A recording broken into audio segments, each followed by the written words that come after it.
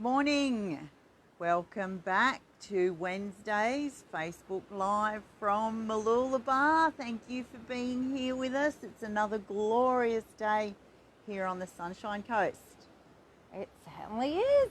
And we are saying a big warm welcome to new members and the members who have joined our TAP commune this week and taken up our Empowered Parent course. So a big welcome to everybody who's joined. It's wonderful. Yeah. So the big question today, why are we here? What's it all about? What is it all about? Why are we born? Well, the answer, simple, maybe not simple, so simple to attain, but that it's just to be us, to find our true selves. Yeah, to be ourselves. But what does it mean, Jo? Oh, wow. What does it mean to be yourself? Everyone says, be yourself. Yeah, we should get a t-shirt, although I'm sure it's already done. Be yourself. What does it really mean? Who's wearing those t-shirts when they're actually being the opposite by just fitting in? So it's when we've dropped all the labels, all the conditioning, all the programming, and find ourselves. For me, it's like it took about 48 years, I reckon, of hiding away and doing what other people tell me to do, and now I know when I feel that constriction inside, when somebody else is suggesting that I behave in a way that's different to what I intrinsically know to be right for me, I'm good now. I can just go, well, I feel that, and I can fuck that shit off. Yes. Basically, that's it. So it does mean very different things to different people. This is one of the biggest things. You are a unique being. And unfortunately, a lot of our culture and systems tells us all to be kind of uniform. It shows us that we need to be the same as other people. But that is not the case, and you could have totally different interests and totally different things that are important to you than the next person. And we encourage you to ask yourself what those things are, and then go towards those things. What feels important to you, what you feel drawn to, what you feel helps. For me, I mean, being myself is being free. It's being free to express who I am. It's being free to look at all sorts of weird and wonderful things. I'm very curious about how the world works, and I'm into lots of different things. And in the past, I probably didn't always give myself permission. I was pretty weird anyway, but I give myself full permission today to explore all sorts of things. And that's just, I love to do it. So before I might have felt guilty about being as weird as I am. But these days I really embrace it. Even to like tap on my head while I'm driving along in the car and say, let it go. To most people that's pretty strange. That's a pretty weird thing to do, but it's freed me. So I use it every single day to stop any conditioned thoughts that are like saying, I should's a good one. If should ever comes up, it's like, let it go. Let it go. Yeah. Let it go. Let it go. Or any way that I'm labeling myself or feeling guilty for who I'm being in the moment, I'm just tapping. I'm letting that go. Because in this group we are all about being free to pursue what's right for you. Yeah, what's right for you. And it may take some time. It may be challenging in the beginning. I know it certainly was for me. For a long time I felt that huge desire to answer that question for myself. Well, what am I here for? Who am I really? Even what lights me up inside was really, really difficult for me to answer, because I just, for so long, just followed what was in front of me. as a young person, dropped out of school and joined the family business, which in an industry that is of no interest to me whatsoever. So I didn't even recognize that I was allowed to to seek my own desires. Yeah, yeah, and that's it. We're being conditioned. We're not knowing.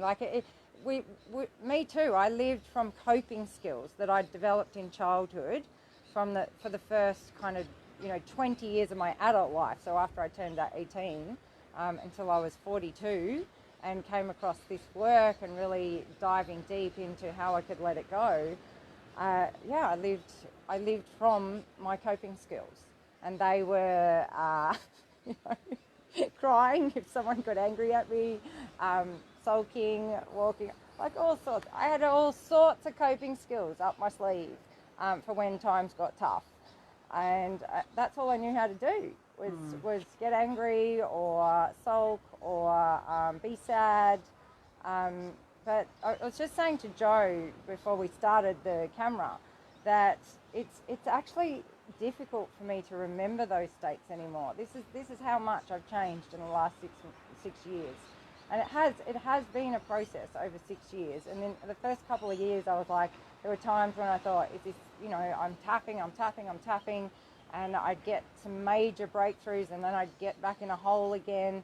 But really, the last couple of years, I don't stay in holes very often, like for very long at all. Even like maybe half a day is the longest that I could stay in a hole of any kind. And they're so shallow, these holes. They used to be 10 miles deep, and I didn't think I'd be able to crawl up to the top. And last for 10 days. Oh, last for days. I'd carry them around for these kind of things around for years. And when people would get on videos like what I'm doing now, today, and say you can be free, I just think they were lying. Yeah. Because seriously, that can't be true. Yeah, same. Yeah. Yeah. How can I be free of all this stuff that's going on in here? Yeah. And isn't that really me? Yeah. Yeah. But if you know that it's true, I suppose the thing that I love to watch people who I could really tell that it was true. But the way to really know it's true is to watch your animals, to watch trees, to watch really young children playing they're not worried about what people think of them yet. And that is truly a gift to be able to witness those kinds of things. Like animals to me are one of the greatest, wisest teachers that we have on the planet, because they just unconditionally love, and they're always in this place of freedom. Like my dog just rolls over and does whatever he likes. Battles a palm frond all afternoon in the backyard. He doesn't mind that I'm watching him. Yeah, perhaps animals in nature, out in the wild, are are a good place to look too. Yeah. Yeah, it can be challenging, hey? It can be. But it's a good place to be in that questioning phase too. On the edge. Yes, on the edge. And one of the things that Jo put in, you were reading it to me this morning, is this change in perspective, in that your deepest, these deep holes that I used to be able to get into become your greatest opportunities for growth. And even that change in perspective, to see them that way, even though when you're in the midst of them, sometimes it's still like, really? I have to see it this way? It doesn't, because it feels shit. It feels shit when you've climbed down or you've dropped down into one of those holes. But that if it's somewhere in the back of your mind, you've got, this is an opportunity for me to let this go, that is life-changing stuff. From that point on, your life will be different. Yeah, and you'll be saying thank you for the triggers. Yes, eventually.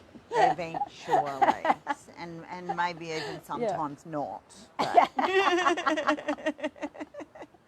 But I mean, it does get easier to go, oh, what happened there? How did I get triggered? and it becomes something that you can work on and shift so that you can be even more free than you are now. I mean, every day for me now is now just an opportunity to become more and more free and to be myself. Yeah, So. step into that bigger, brighter, bolder self. Yes. Yeah. Can't wait to say thank you to my triggers. Yes. Yeah, that is a really, really. I remember when I first started doing this work and working with all my deep holes, and I asked the universe. So it's like, rightio, universe, bring it on.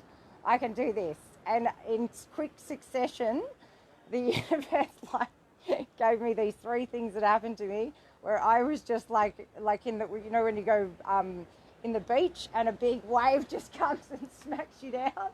That's what it felt like. I was so deep in my shit, and I had to do some major tapping sessions with practitioners to help me get out of them. But they seriously were like, I had asked for it. I don't actually recommend that. I don't recommend that. But they helped me clear some really, really, really big stuff that I'd been hanging on to for a very long time. And I know some of my clients with chronic illness, I work with quite a few with chronic illness, and yes, the first year in, they start saying, my goodness me, this is the greatest gift I've ever been given. Now, only they can say that because they're the ones who've gone through it, and they have to get to their own point where they can say that. But I've got clients who are definitely saying that. Yeah. It's the greatest gift that they've been given, because the pain has shown them all the parts of themselves where they're not free, and given the opportunity to be free, or to be whoever. I mean, free is my word, but people use to be the love that they came here to be, or to be a kinder version to themselves. You'll find even your own words to use that resonate with you. Love, light, connected, whatever the words are for you. We tend to use the same ones regularly, but we encourage you to find your own words. Yes. Yeah, good morning, Kristen. Good morning, Jade. Good morning, everyone. Andrew, who else was on the call? Miss Taylor, I think. Jade, finding that you have a breakthrough, then fall back in a hole. Yep. We've been there. Yes. Even sometimes now, I still do that, because I just find I keep putting myself into more challenging that's areas. The other thing. Yeah. And then it's really nice actually to notice where now I deal with things that I wouldn't have even stepped into in the past, and can be pretty calm about them. But yeah, there are certainly some instances where where I'll have a breakthrough and then find myself behaving the same old ways again and go, what? But then it tends to be easier to move through the next time. Yeah. That's true. But that is something that I think we need to say a lot more often, that the work opens up a bigger space. I remember going to a talk that a chiropractor of mine gave when I was, probably mid-20s. I had very young children. And he talked about how the cells in your body, when you clear things out of your conditioning, when you clear your programming, when you clear belief systems that aren't serving you, then it's like the cells expand, and if they had little car parking spaces all the way around the cell, you've just allowed more cars to be able to be parked around each cell. So you're actually opening yourself up to more and more opportunity and more things that can come into your life. Plus, you have the ability to make a choice as to which cars you allow in and which ones you don't. But the spaces are there. So, as in the past, maybe like Joe used that word, constricting. Like you're trying to constrict all the time. So it's not about opening up and having more car parking spaces around your cells. It was about trying to stop the cars coming in and not having. Because you feel like when you're carrying a lot of your childhood conditioning, you feel like you don't have any choice. But really, as an adult, you do have choice, only the subconscious is saying that you don't. And sometimes it's very convincing. Oh, yeah. Because it brings up all this stuff in your body. It brings up childhood fear, childhood shame, childhood embarrassment, and childhood triggers. And yeah, another big one that I found I dropped back into after beginning the work is, you know, when you become self-responsible and then something happens that triggers me and I'm believing that it is that person, and go into this downward spiral of, no, it's them, they did it to me, they did it, and that was an easy one to drop back into for a while. Yeah, blame. Yes. That's a really easy one to drop into. So much easier to blame someone else than to look at yourself. Yeah. It's so much easier. And blame the world. Yes. You know, what's happening in the world. Yes. Blame that instead of looking at ourselves, raising our own consciousness that will probably help the world more than anything else. Yes. Well, it's the only thing we really do have control over. So, so what else, Jo? Oh. About what advice would you give to somebody who's starting out, who's watching this video, starting out on this journey of self-responsibility and finding out what it truly means to be themselves? Find quiet time, find space, find your breath when your mind's going crazy. Find your breath. Just come back to your breath. Even when the thoughts, and this is for me, getting out of my head, like, breathe into your belly and even physically take a step back and leave your thoughts out there. Oh, that's a good one. And watch them if you want, and just watch them go by like clouds. They're like little movies. Yeah, they're not really me. And then when they get a hold of you, go back to your breath, take another step back, put them out there, watch them float by, and keep doing it. Yeah, that's a really good one. Yeah, I liked, even before I started tapping, I did the Ho'oponopono prayer, which is, thank you, I love you, please forgive me, I'm sorry. And I said that over and over again, especially if I was in a difficult circumstance. I said it in my head, and it's all about being at peace, and basically just letting the Creator come in and just change change the data, clean up the data. We call it programming in Fast EFT. In Ho'oponopono language, they call it the data. It's really the same thing. It's the programs that you have playing, and you haven't really made a conscious choice about whether those programs are serving you or not. And the ones that you don't want, it's just like see ya, bye, wave them goodbye. Every day, thank you, I love you, thank you, I love you, off you go. And so I did that for many years. Like, if any of these thoughts would come into my head, I'd start saying, thank you, I love you, please forgive me, I'm sorry, Ho'oponopono. And now I say those things and tap, but it's all about letting it go and breaking yourself out of these programmed trances. We call them trances because they are trances. They're just programs that you've got used to, and coping skills that you've got used to using to protect yourself. But there's a whole world on the other side that I call freedom.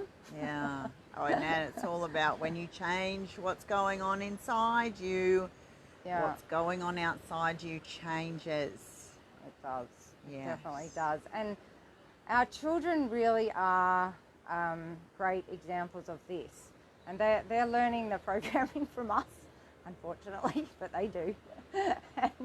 And I think it was Jade's daughter, she posted in the group this week, thank you for posting that, Jade, that her daughter had said, Mummy, my programming is just not wanting to be that helpful at the moment. And I just thought that was absolute gold. Yeah. It was just gold, because she understands that it is her programming. Because that really was a profound statement. Every time I think of it, I think a child knows that deep down they want to be helpful. We all do. We want to love each other. We want to be helpful. We want to be kind. We want to be compassionate. We want to lift each other up. It's only our programming that's saying that that's not who we are as human beings. And that is totally who we are.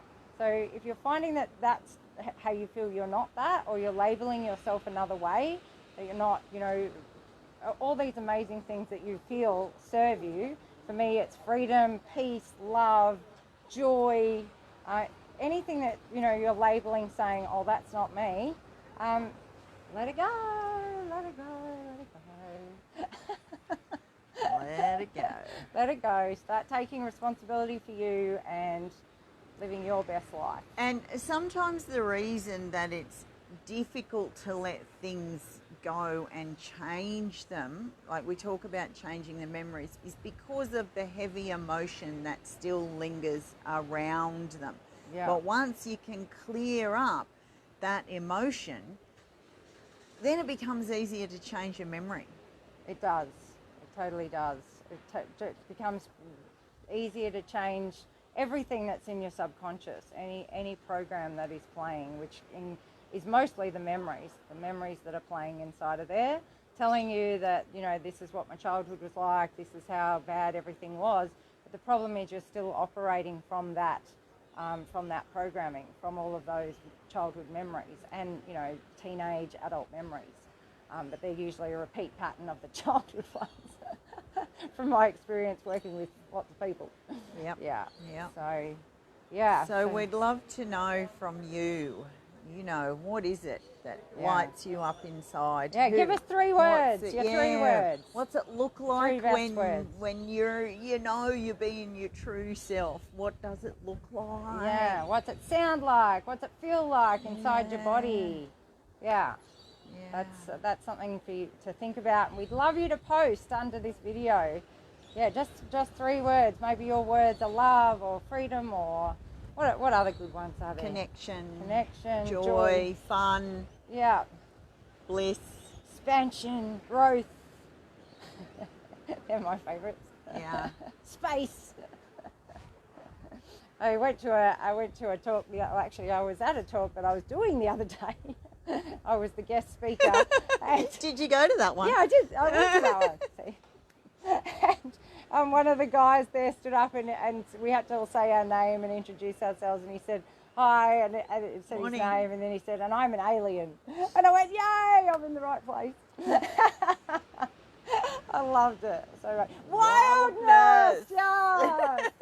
Love it. Untamed. That's another one that one of the authors I love. She's put out a book called Untamed. Yeah. It's very good. Yeah. Cool. Awesome. We'd love to hear more of those. Yeah. Put them in the comments. And again, thank you. Yeah, thanks for being here with us. And we'll be back next Wednesday. And if you have any friends, family who would benefit from the information we're sharing here, please invite them on into the group. And like this video if it was helpful for you, because that helps other people in the group to see that it's been liked, and might encourage them to watch it and get something out of it too. So thank you. Yay. Thank Awesome. you. Have an a awesome wonderful day. week. See you next Wednesday. Yes, we will.